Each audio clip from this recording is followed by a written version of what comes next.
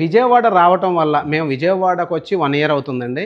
1 year నుంచి చుట్టుపక్కల పరిసర ప్రాంతాల నుంచి చాలామంది వస్తున్నారు.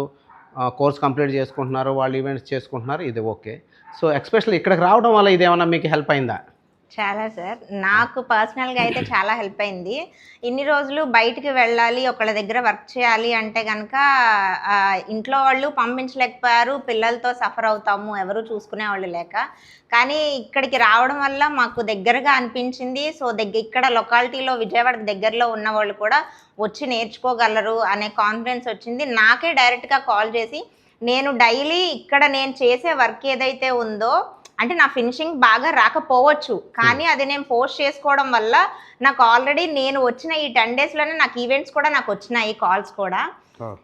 ఆ ఈవెంట్స్ రావడం వల్ల కూడా నేను గ్రో అవుతాను, ఫ్యూచర్లో మనీ పరంగా కూడా నేను గ్రో అవుతాను, నా పిల్లల్ని నేను చూసుకోగలుగుతాను, నా ఫ్యామిలీకి కూడా నేను ప్రొటెక్షన్ ఇవ్వగలుగుతాను అని చాలా హ్యాపీగా ఫీల్ అవుతున్నాను.